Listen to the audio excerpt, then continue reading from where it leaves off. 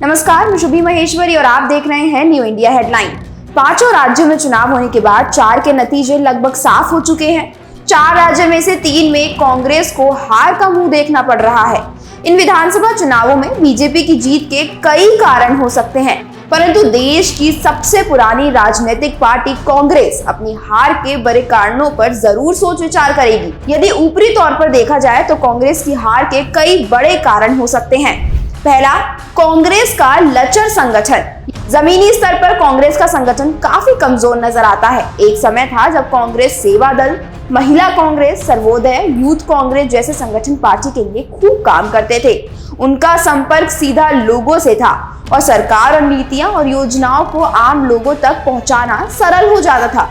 परंतु पिछले काफी समय से ये सभी संगठन सुस्त नजर आते हैं। राज्य में सरकार होने के बावजूद वोटरों तक बात ना पहुंच पाना यही बताता है। दूसरा, नेतृत्व में विश्वास की कमी। सबसे बड़े कारणों में से एक कारण यह भी है कि कांग्रेस का नेतृत्व कमजोर दिखने लगा है। हालांकि भारत जोड़ो यात्रा से राहुल गांधी को एक मास लीडर के तौर पर स्थापित करने की कोशिश की गई। वहां यात्रा जहां जहां से गुजरी वहां लोग जुड़ते भी दिखे, मगर जब तक भीड़ वोटों से तब्दील ना हो तब तक किसी भी नेता का जननेता बन पाना मुश्किल है। कांग्रेस के भीतरी संगठनों में ही अपने नेतृत्व के प्रति विश्वास की कमी नजर आती है, जिसका लगभग सीधे तौर पर भाजपा को फायदा हुआ है। तीसरा, उल्टे पड़ते बयान।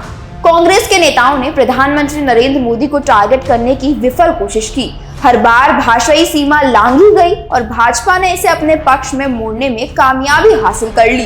कांग्रेस नेता मल्लिकार्जुन खड़गे ने प्रधानमंत्री नरेंद्र मोदी पर विवादित बयान दिया था। कांग्रेस अध्यक्ष ने कहा, मोदी जी झूठों के सरदार बन गए हैं। प्रधानमंत्री मोदी को लेकर इस तरह की बयानबाजी होने से हर बार भाजपा को ही लाभ पहुंचा है। चौथा, यूथ लीडर्स का कोई बैकअप नहीं।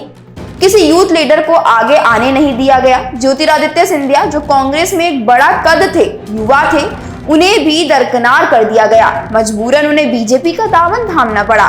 मध्य प्रदेश कांग्रेस में युवा नेतृत्व का बैकअप में नहीं बन पाया। केवल विक्रांत भूरिया यूथ कांग्रेस अध्यक्ष हैं, जो कांतिलाल भूरिया के बेटे हैं और पेशे से MBBS डॉक्टर है। उन पर भी वरिष्ठ कांग्रेस और पूर्व मध्य प्रदेश कांग्रेस अध्यक्ष कांतिलाल भूरिया की छाप है। पांचवा, लेकिन सबसे अहम बिंदु राजनीतिक विश्लेषकों की नजर में यह है कि कमलनाथ में राजनीतिक नेतृत्व करने की क्षमता नहीं है। वो राजनेता कम और बड़ी कंपनी मैनेजर ज्यादा लगते हैं। वो राजनीतिक बैठकों में कॉर्पोरेट मीटिंग जैसा व्यवहार करते रहे हैं।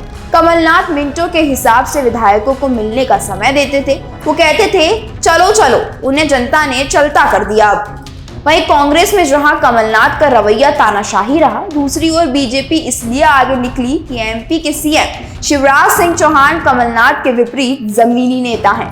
वे लोगों और विधायकों की सुनते भी हैं, बोलते भी हैं। शिवराज सिंह चौहान की सरल छवि कमलनाथ की छवि पर भारी पड़ गई। खैर, आप इन कारणों से कितना सहमत है, अपनी राय हमें कमेंट करके जरूर बताएं।